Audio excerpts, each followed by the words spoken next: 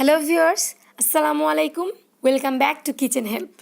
আজকে আমি আপনাদের সাথে শেয়ার করব একটি স্পেশাল রেসিপি, আর সেটি হলো পাখির গোস্ত রান্না। খুবই ইয়ামি খেতে এই গোস্তটি, আপনারা দেখে অবশ্যই উপকৃত হবেন। আমি আজকে এই পাখিটা রান্না করব, যেটি কিনা কিছুক্ষণ আগে আমার শ্বশুর মশাই শিকার করে নিয়েছেন তার প্রিয় বৌমার জন্য। শুরুতে পাখির চামড়াটা চিড়ে পরিষ্কার করে নিচ্ছি। এটি পরিষ্কার করা খুবই সহজ, জাস্ট এভাবে চিড়ে নেবেন, 5 মিনিটসের মধ্যেই হয়ে যাবে।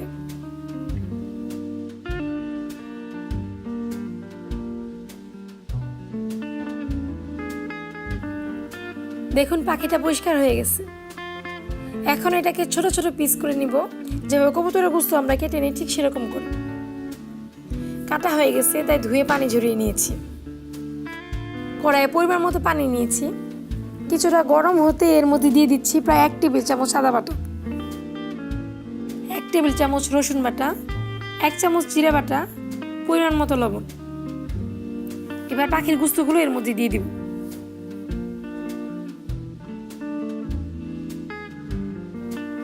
এখন 5 থেকে 7 মিনিট কড়া জালে এটাকে জাল করব, তারপর 10 মিনিট মিডিয়াম আঁচে জাল করব। পাখির গোস্তটা অনেক শক্ত হয়, সেজন্য আগে ভাগে এটাকে সেদ্ধ করে নিতে হয় আর কি। যে সেদ্ধ করে না নেন তাহলে দেন রান্না করার সময় দেখবেন যে একদম শক্ত হয়ে আছে, খেতে টেস্ট লাগতেছে না। আবার এমনিতেও পাখির গোস্তটার মধ্যে কেমন যেন একটা গন্ধ থাকে, সেটাও চলে যাবে। এলাচ, লবঙ্গ, দারচিনি আর তেজপাতা একত্রে পেস্ট করে 1/2 চামচের মতো দিয়ে দিচ্ছি। 5 মিনিট জাল করব, তারপরে এগুলোকে তুলে নিব আর কি।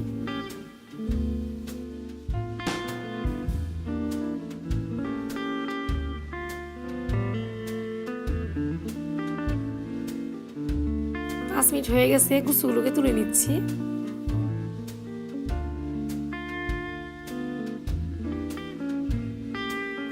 আর অবশিষ্ট পানিটা রেখে দিচ্ছি, এটা কিন্তু আমি তরকারি ঝোল হিসেবে ব্যবহার করব। এখন কড়াইয়ে পরিমাণ মতো তেল দিয়ে তাতে পর্যায়ক্রমে রসুন কুচি আর পেঁয়াজ কুচি দিয়ে দিচ্ছি। এই পাখির গোস্তটা রান্না করার সময় তেলের পরিমাণটা একটু বেশি লাগে, মশলাটাও একটু বেশি দিতে হয়, কারণ না হলে কিন্তু টেস্ট হয় না, একেবারেই টেস্ট লাগে না। প্রায় বেস্তার মতো হয়ে গেছে। এখন এর মধ্যে দিয়ে দিচ্ছি পেঁয়াজ বাটা 1.5 টেবিল চামচের মতো, রসুন বাটা 1.5 চা চামচ, আদা বাটা 1 চা চামচ, জিরা বাটা 1.5 চা চামচ, এলাচ, লবঙ্গ, দারচিনি একত্রে বাটা 1.5 চা চামচের মতো, হলুদের ফাঁকি 1.5 চা চামচ, মরিচের ফাঁকি 1 টেবিল চামচ, ধনিয়ার ফাঁকি 1/2 টেবিল চামচ। এখন মশলাটা একটু নেড়ে দিলাম, না হলে নিচে কিন্তু লেগে যাবে। এবার লবণ দিয়ে মাংসটাকে ভালোভাবে কষিয়ে নিব। লবণটা কম দিতে হবে, যেহেতু মাংসটা সেদ্ধ করার সময় আগে লবণ দিয়েছিলাম। এখন ভালোভাবে মশলা সহ মাংসটাকে ভাজতে থাকবো।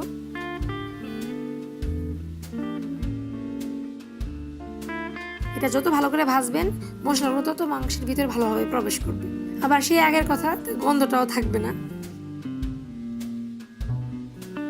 এইভাবে প্রায় 10 মিনিট আমি ভাজবো মাংসটাকে, মিডিয়াম টু লো হিটে এভাবে ভাজতেই থাকবো।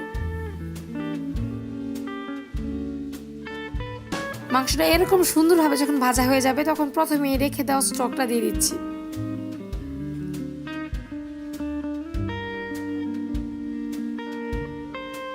অপেক্ষা করব পুরোপুরি সিদ্ধ হওয়া পর্যন্ত। যারা কখনো পাখি রান্না করেননি তারা এই রেসিপি ফলো করে একবার বাসায় ট্রাই করে দেখেন, খুবই টেস্ট লাগবে। আমার মনে হয় আপনার ফ্যামিলিতে সবাই যারা পাখি খান না, তাদের চিন্তাধারায় চেঞ্জ হয়ে যাবে। আমার ভিডিওটি যদি আপনাদের ভালো লেগে থাকে, তাহলে আপনার সোশ্যাল মিডিয়ায় শেয়ার করুন ফ্রেন্ডস অ্যান্ড ফ্যামিলির সাথে। আর যদি আপনার কোনো প্রশ্ন থাকে তাহলে কমেন্ট করে জানাবেন, ইনশাল্লাহ উত্তর দেওয়ার চেষ্টা করব। মাংসটা প্রায় সেদ্ধ হয়ে গেছে, ঝোলটাও ঘন হয়ে এসছে। এর মধ্যে দিয়ে দিলাম 2টা কাঁচামরিচ। এখন মৃদু আছে 5 মিনিট চুলায় দমে রাখবো, দেন নামিয়ে পরিবেশন করব মজাদার পাখির গোস্ত। কিচেন হেল্পের সঙ্গে থাকার জন্য অসংখ্য ধন্যবাদ। আল্লাহ হাফিজ।